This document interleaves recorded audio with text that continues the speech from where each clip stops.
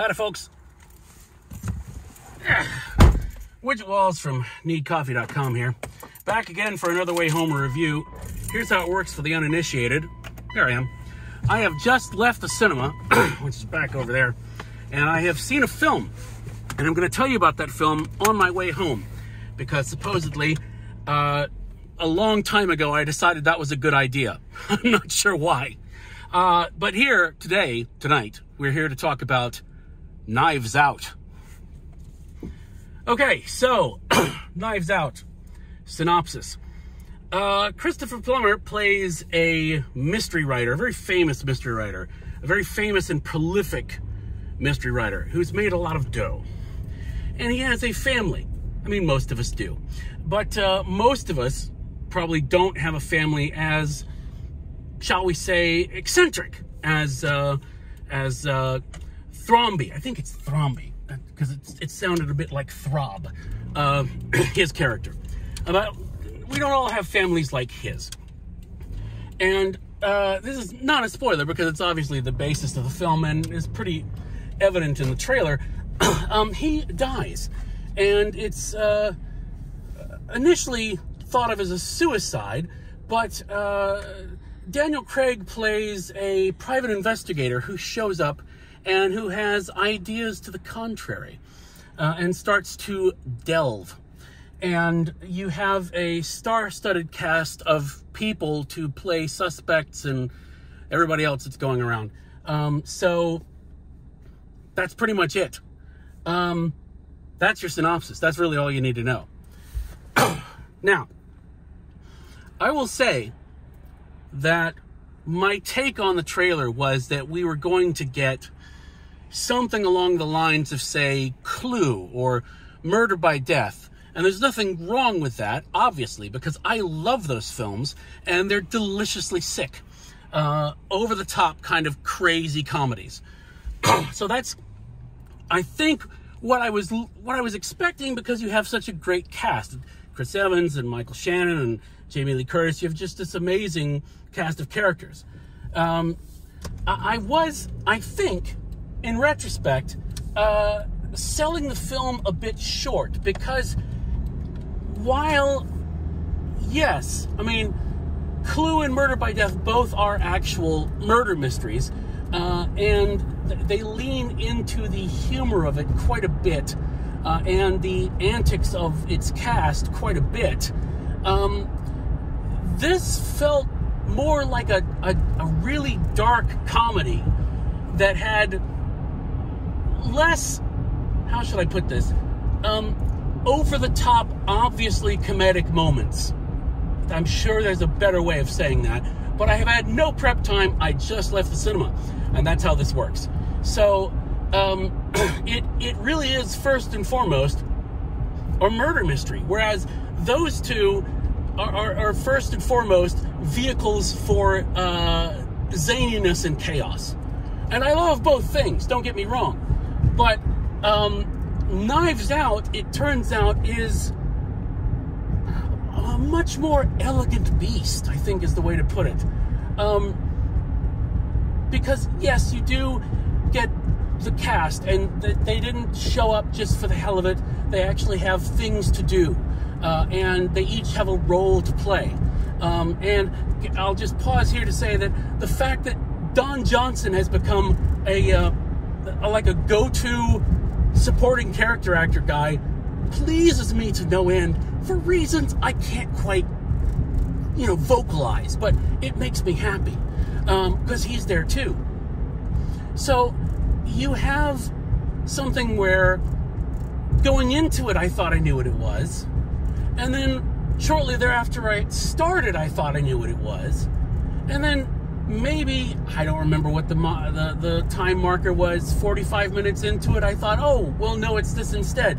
And it kept changing what it was in a kind of glorious way that I love subversion. Now, I don't like subversion for subversion's sake. I like it to be good subversion.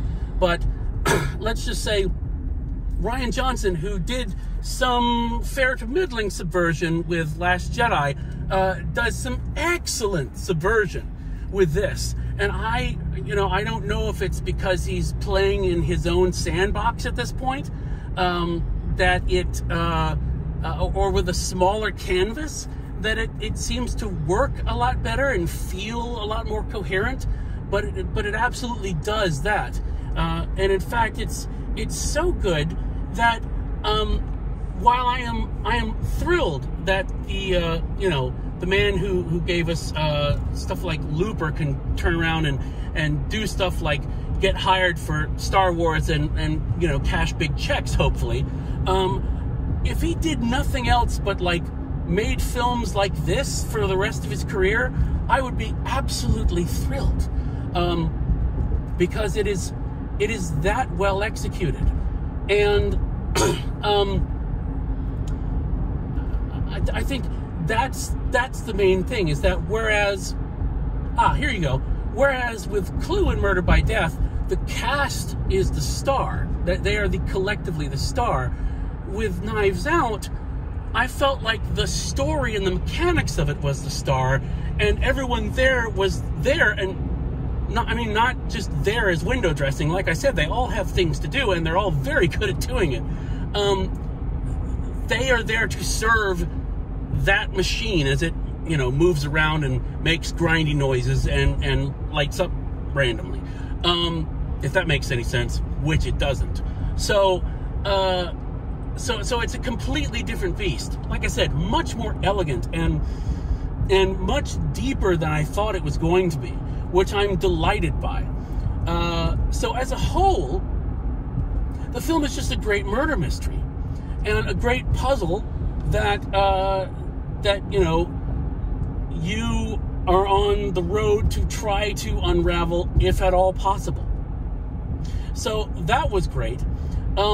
Daniel Craig is obviously the star of this thing because he's playing the private investigator, and he is in Logan Lucky mode with some amazing accent work going on, which if you have not seen Logan Lucky, which probably half of you have not, then you should probably stop watching this immediately and go watch that, because it's brilliant.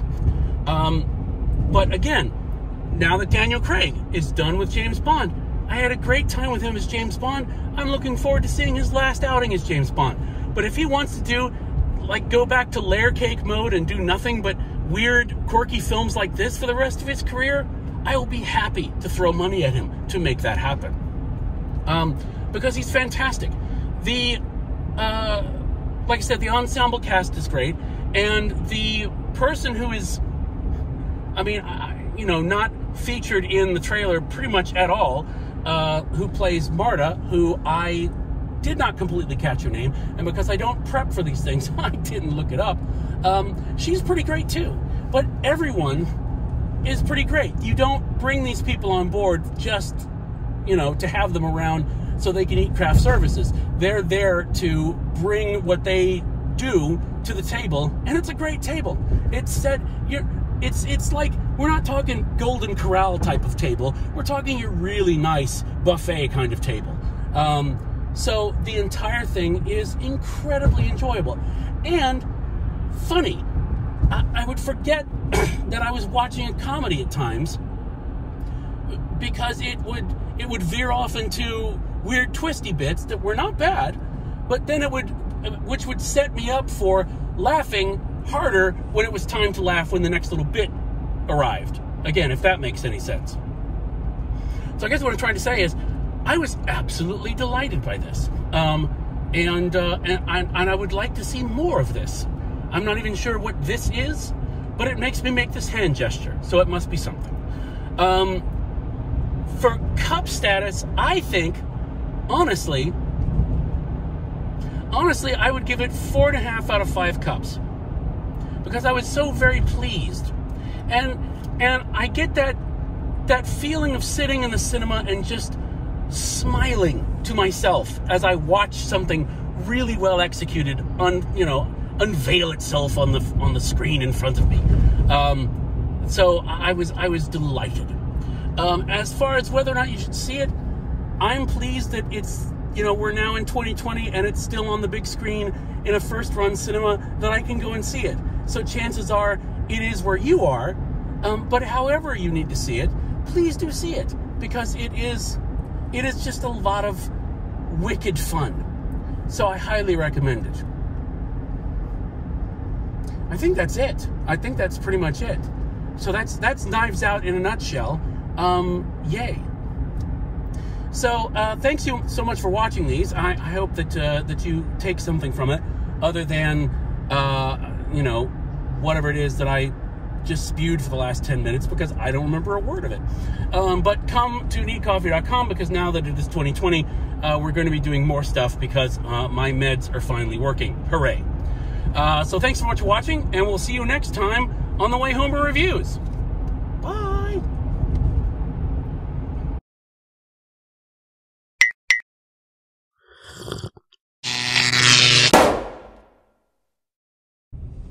And I will say this. The reason you hire Christopher Plummer is not just because he's Christopher Plummer and he's fantastic, but because you need an actor who can, make you believe that he can chasten Michael Shannon. Because there's a scene where they have a discussion. And Michael Shannon, even though I understand he's like a really nice person in real life, scares the crap out of me and everyone, because he seems to be very, very intense. So you actually need someone like Christopher Plummer who can, realistically put Michael Shannon in his place. Because that doesn't happen very often. So there you go. Well done, Christopher. You earned that check.